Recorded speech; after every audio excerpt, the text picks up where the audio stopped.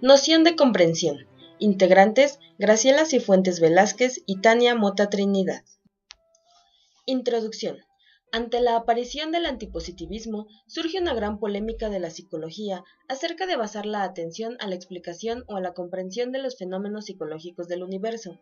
Esto trata sobre la relación entre las ciencias naturales y las ciencias denominadas del hombre, nombrado como enfoque hermenéutico. En este video se mostrará a la noción de comprensión como una alternativa para entender los fenómenos psicológicos. Noción teleológica de la comprensión en la psicología. La noción de comprensión parte de que tanto la forma de hacer teoría como su metodología es completamente distinta a la de otras ciencias, basándose en que la actividad social tiene un sentido y que las ideas sobre este sentido pueden ser validadas por la empatía del científico. Así, la noción de comprensión adquiere una forma de identificación afectiva mental que reactualiza constantemente la atmósfera espiritual. Así también, la comprensión está ligada con la intencionalidad, lo que le proporciona una dimensión semántica que refleja los objetivos y propósitos de un agente. La noción de comprensión en la psicología surge en respuesta a la dificultad que se tuvo para incorporar la acción de comprender dentro de las actividades racionales que monopolizaban todo intento de explicación causal. Esto conllevó a que la comprensión terminara relacionándose con la vida emotiva.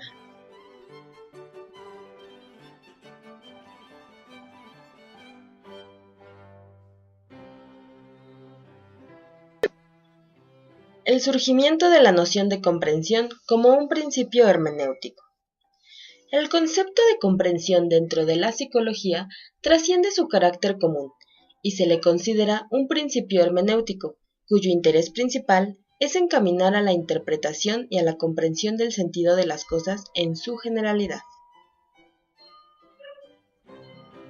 haciendo una interpretación en torno al sentido de cualquier fenómeno y realizando una comprensión del mismo. En sus principios, la hermenéutica estuvo estrechamente ligada con las interpretaciones bíblicas. Según la Enciclopedia Hispánica, en las interpretaciones bíblicas se distinguen 4 tipos de hermenéutica.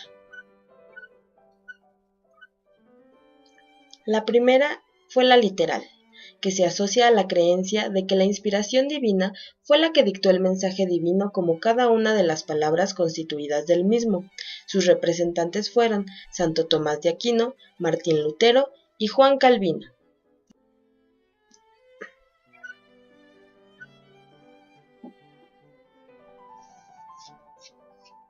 La segunda fue la moral, que se inclina por establecer los principios exegéticos mediante los cuales pueden extraerse las lecciones éticas de la Biblia.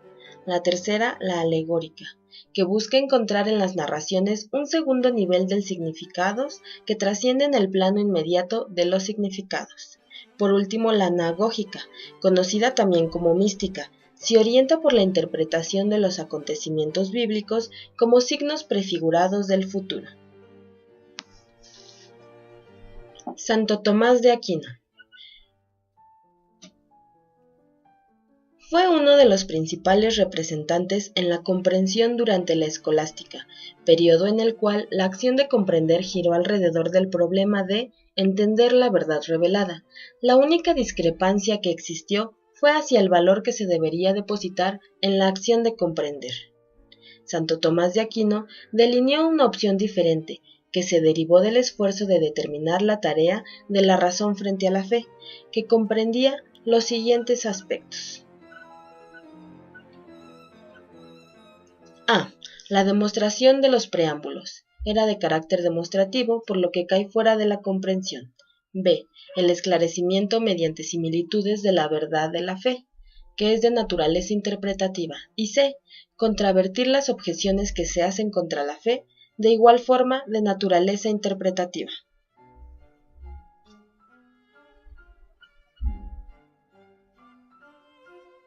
Para Santo Tomás existían distintos grados de intelecto. El más elevado capta lo más sutil, a diferencia del intelecto reducido. Por ende, el intelecto que lo supera todo es el divino.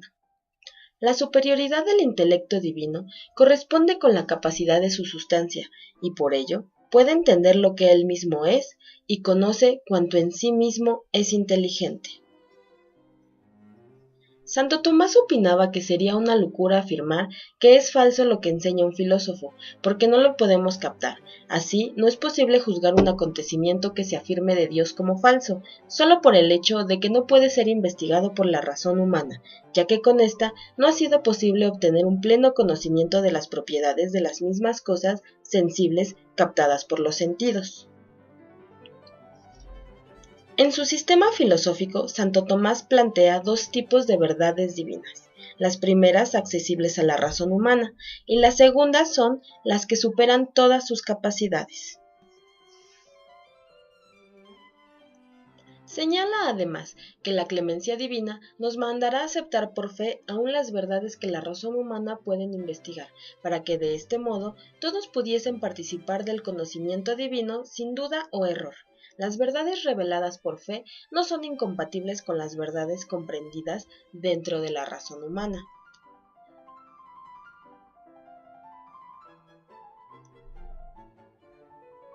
Santo Tomás admite que el principio del conocimiento de nuestra razón contiene algún vestigio de imitación divina y que las verdades de la fe solo pueden ser totalmente conocidas por quienes contemplan directamente la sustancia divina. De acuerdo con esto, los esfuerzos se deben dirigir a descubrir los dos tipos de verdades divinas y eliminar los errores contrarios. Cabe señalar que en Dios se da solamente una verdad, pero que el hombre la busca por dos caminos. Su metodología para convencer al adversario y resolver los enunciados recomienda los siguientes lineamientos. Se deben manifestar las verdades que la fe profesa y la razón investiga, y dirigirse de los demás a los menos manifiestos, tratando de manifestar la verdad que supera la razón.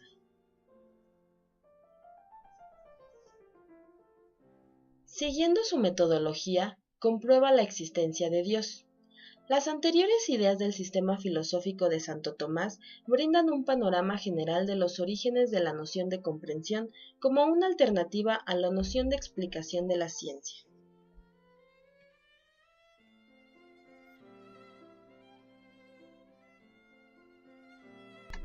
El principio de comprensión en el marco de la psicología. La visión de Santo Tomás de Aquino es la más clara solución a la comprensión en el plano escolástico, cuya premisa principal se centra en la creencia de que la fe siempre es superior a la razón, en el sentido de que existen cosas que la razón jamás podrá descubrir, pero al mismo tiempo la revelación y la razón nunca estarán en conflicto.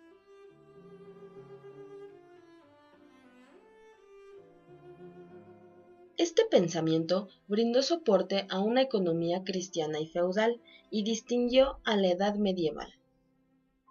Dentro del ámbito de la psicología, el principio de comprensión surgió como una reacción a la creencia de que existe un monismo epistémico y metodológico entre la psicología y las ciencias naturales, ya que el interés de estas dos áreas de conocimiento es distinto. Se puede ver que, por su parte, las ciencias naturales se inclinan principalmente por la explicación, entendida como la búsqueda de los factores causales que hicieron posible la ocurrencia de un fenómeno con el fin de predecirlo y controlarlo.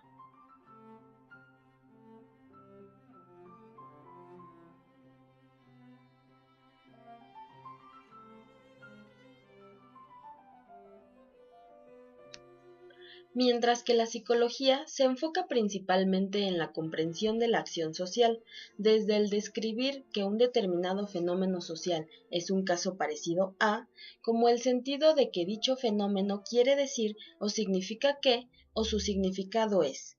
Además de que los fenómenos de la psicología son irrepetibles, no se pueden reproducir, no se pueden elaborar conceptos generales o construir leyes para caracterizar o predecir los acontecimientos sociales.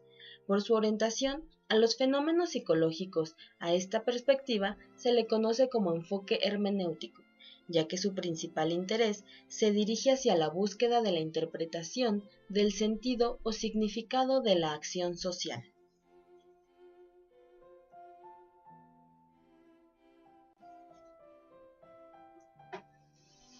Hermenéutica. Se sustenta en una ciencia o método que va encaminada al entendimiento crítico y objetivo del sentido o significado de cualquier fenómeno. La hermenéutica o principio de comprensión tiene varios matices, tanto en la esfera social como en la esfera de humanidades. Es así que podemos encontrarla en la filosofía, la teología, el área jurídica, la lingüística, las patologías sociales, etc.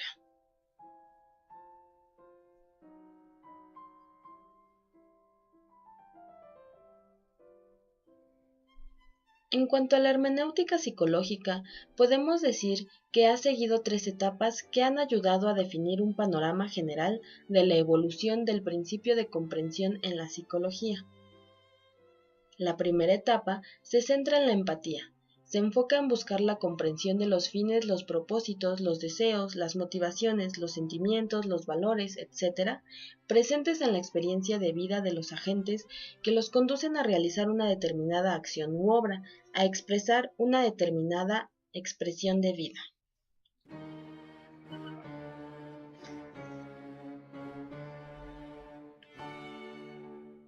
La segunda fue impulsada por los positivistas lógicos que buscaban aplicar el modelo de explicación de las ciencias naturales a la psicología, el cual decía que el deseo de alcanzar cierto objetivo no es el hecho futuro lo que determina la acción presente de la gente, puesto que en realidad la meta bien pudiera no alcanzarse nunca, ya lo que determina su acción es su deseo y creencia presentes antes de la acción.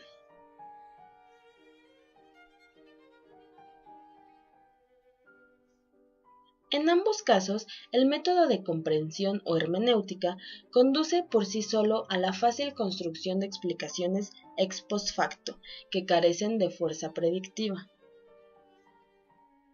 Y en respuesta a los cambios que las cosmovisiones han sufrido de las ciencias sociales, apareció un tercer camino, que reformula la concepción comprensiva basada en la reconstrucción de reglas o normas sociales que ayudan en la comprensión del significado de las acciones al otorgar autonomía al significado de la acción en relación a la gente y a darle un papel más relevante a los valores, normas, prejuicios, lenguajes, tradiciones del contexto histórico y social en donde se gesta la acción. La búsqueda de la comprensión en la dimensión teleológica. La psicología se ha ligado primordialmente al campo tradicional de la teleología, que se ha caracterizado por la búsqueda de objetivos e intenciones. El concepto de intención es la piedra fundamental de la psicología para argumentar a favor del uso de la comprensión. Pero también la psicología ha adoptado funciones de las ciencias biológicas, como las nociones de función, carácter propositivo y totalidades orgánicas.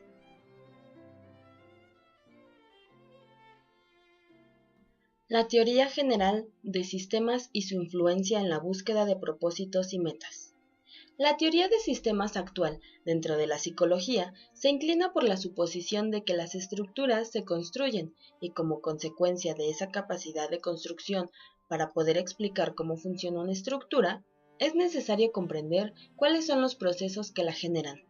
Hubo dos posiciones de la teoría general de sistemas y su influencia en la búsqueda de propósitos y metas. Posición 1. Sugería que el ser humano tiene un conjunto de estructuras que pueden ser de tipo protológicas, previas a cualquier tipo de experiencias, de naturaleza genética que constituyen la llamada realidad psicológica cognoscitiva, conocida por la fenomenología como lo dado. Con lo anterior, la explicación deja de ser importante para el conocimiento de los hechos del universo social y da paso a la búsqueda de la comprensión de cómo surgen los eventos y las formas de comportamiento de la estructura misma de la propia conciencia.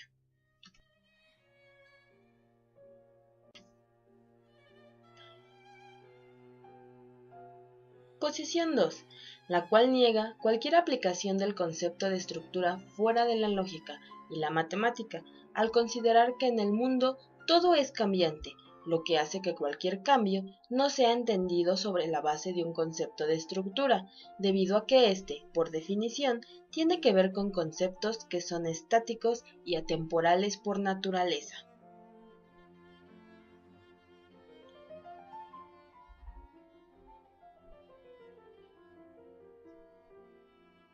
Sin embargo, para Piaget, ambas posiciones estaban equivocadas, ya que la primera se centra en la idea de la estructura sin génesis, mientras que la segunda concibe a la historia como un devenir sin estructura. Para Piaget, las estructuras se construyen, por lo que para comprender el funcionamiento de las mismas es importante determinar cuáles fueron los procesos que la generaron. En resumen, no tiene sentido pensar en una estructura sin historia y una historia sin estructura.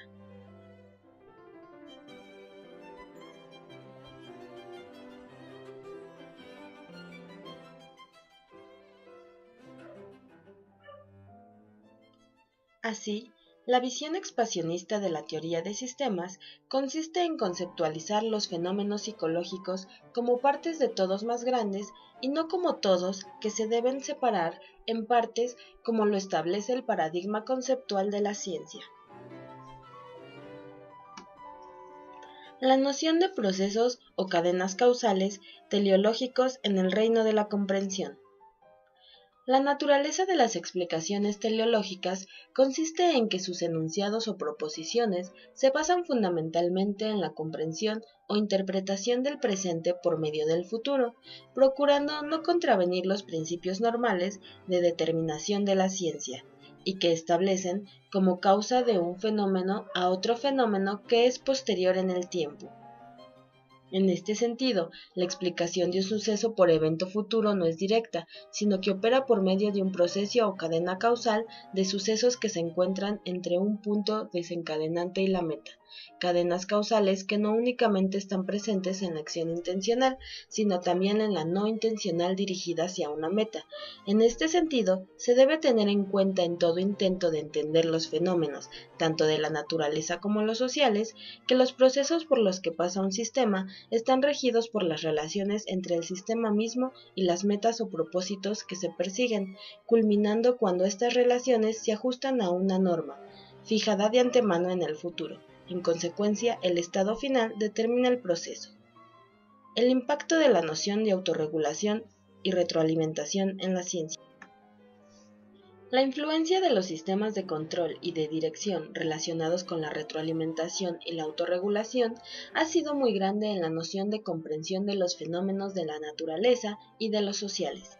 Se le ha considerado una auténtica revolución dentro de las disciplinas como la biología, la psicología y la sociología. Este viraje puso en entredicho la aplicación del principio de causalidad como un modelo adecuado para comprender los asuntos humanos.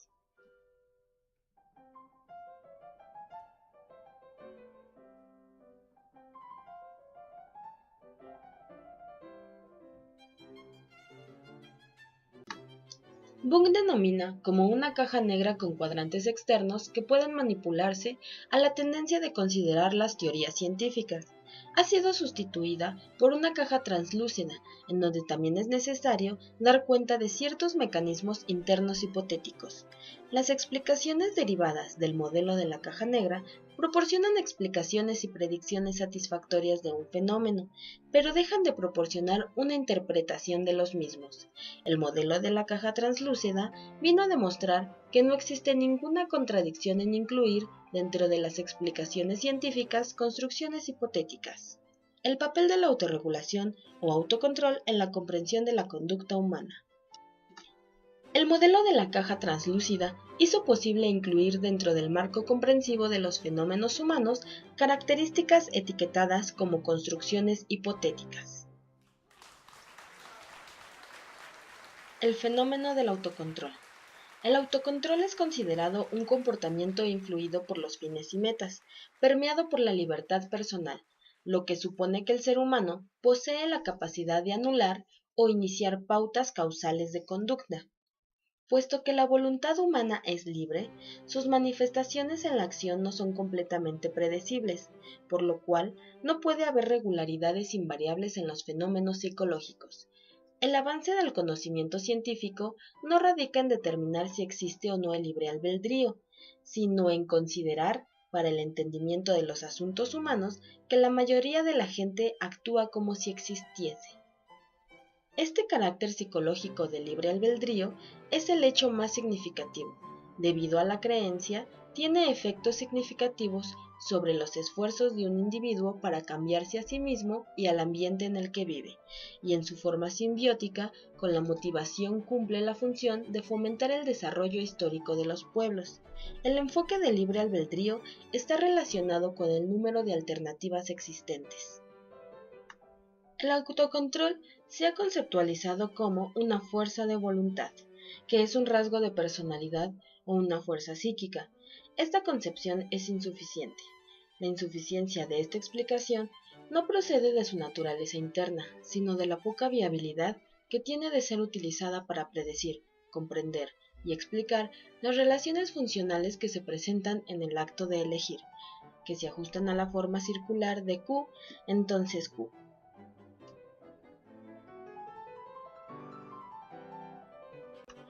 Otra forma de conceptualizar al autocontrol es como una relación funcional. Parte de la creencia de que la capacidad de una persona para controlar sus propias acciones está en gran medida en función de sus conocimientos y del control de los factores situacionales. En este sentido, se vincula con la capacidad de una persona para distinguir pautas y causas en las conductas por regular. La relación entre la conducta de la persona y el ambiente que lo rodea es muy estrecha y juega un papel muy importante. Factores tales como la motivación y la trayectoria de vida, así como los pensamientos y las imágenes. La relación funcional entre conductas y ambiente está formulado por la ecuación de C igual a f de x, que se transforma en el campo del autocontrol produciéndose x igual a f de c, lo que indica que el ambiente de un individuo x es una función f de su conducta c. El papel de la retroalimentación en la comprensión de la conducta humana. La noción propositiva desarrollada por Rosenbluth ha otorgado el soporte conceptual a un área de la ciencia de reciente creación como es la retroalimentación. En un sistema en el que se está presente un factor causa que produce un efecto que puede hallarse asociado a otro sistema, tal que un fallo en el efecto del primero provoque una corrección en la operación de su factor causa. En la psicología, este campo se ha ampliado hasta abarcar conductas humanas que tradicionalmente se han considerado involuntarias. Todo esto ha sido posible en parte al desarrollo de la biorretroalimentación. Con la aparición de la biorretroalimentación se hizo posible adquirir el control de las funciones viscerales. El procedimiento para esto consiste en que por medio de un examen propiceptivo, las personas se den cuenta de que existe otra persona X con la que tienen un problema que no necesariamente puede ser temor, ira o dolor, puede ser un sentimiento positivo como el amor, la ternura, la compasión, etc. Una vez realizado esto, el sujeto recuerda algunas situaciones particulares con la persona X o una serie de tales situaciones.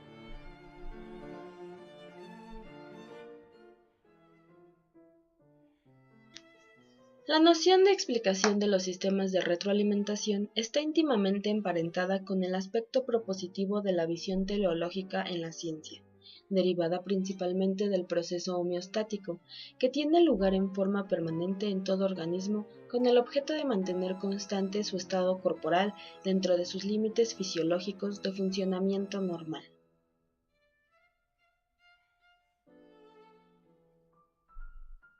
Conclusión.